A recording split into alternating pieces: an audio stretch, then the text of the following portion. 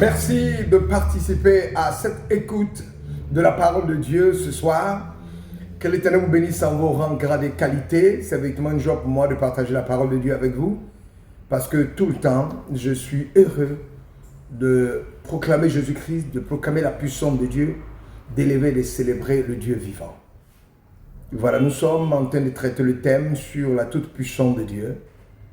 Et comme je disais, pour ne pas tomber dans l'erreur nominaliste, il faut souligner et maintenir très fermement que l'Écriture enseigne expressément qu'il y a des choses que Dieu Tout-Puissant, le Dieu Tout-Puissant que nous adorons, ne peut pas faire.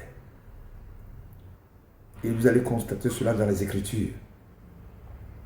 Père éternel, toi qui es le Créateur du ciel et de la terre, bénis-nous, fortifie-nous, et que ta grâce soit sur nous, ta lumière nous éclaire, pour nous amener à la connaissance du Dieu parfait, car nous ne finirons pas de t'étudier. Même nous quittons la terre, nous n'avons pas fini. Car il y a des choses cachées que nous ne découvrirons jamais. Mais ce que tu veux nous révéler, tu vas nous les révéler. Bénis-nous ce soir par cette révélation. Bénis mes frères, édifie-moi, édifie-les dans le nom puissant de Jésus. Alléluia. Amen. Voilà.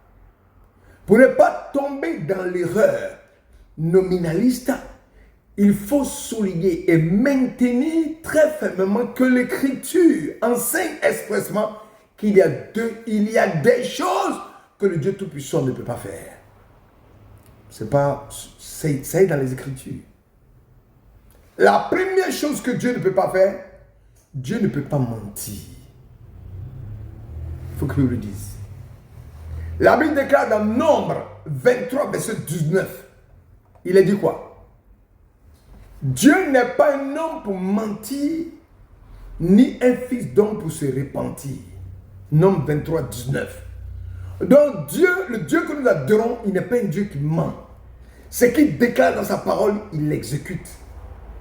Il veille à l'accomplissement de cette parole. Donc ce qu'il t'a promis, Dieu ne peut pas mentir. Donc il est impossible que Dieu mente. Hébreux 6, 18.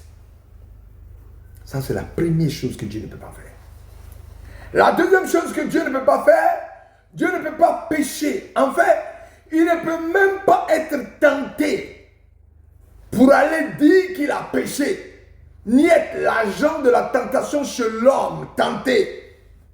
Car Dieu ne peut pas être tenté par le mal, il ne tente lui-même personne. Jacques chapitre 1 verset 13.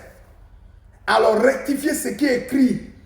Oh, ne nous soumets pas à la tentation. Dieu ne soumet personne à une quelconque tentation parce qu'en lui-même il n'y a pas le mal. Il faut corriger ce discours-là. Ça a été écrit dans la Bible, mais on doit corriger cela. Donc Dieu est un Dieu qui ne ment pas. Le Dieu que nous adorons est un Dieu qui ne peut pas pécher. Voilà. Le troisième point, c'est que Dieu ne peut pas changer.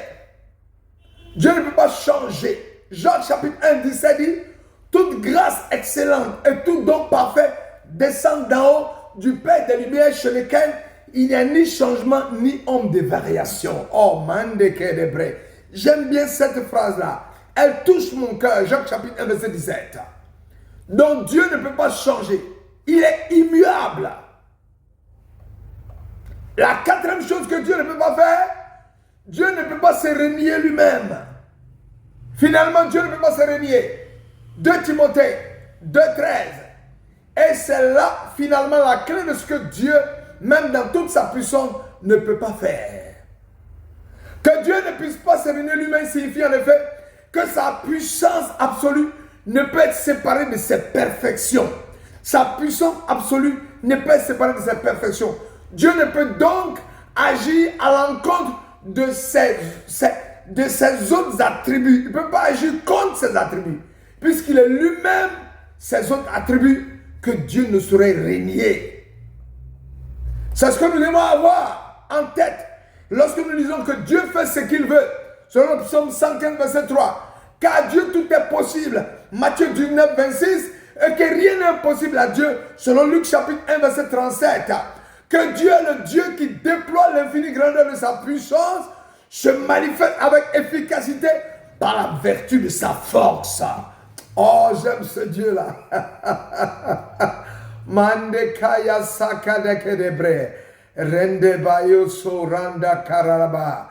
Rinta Shakarababa. Éphésiens 1,19.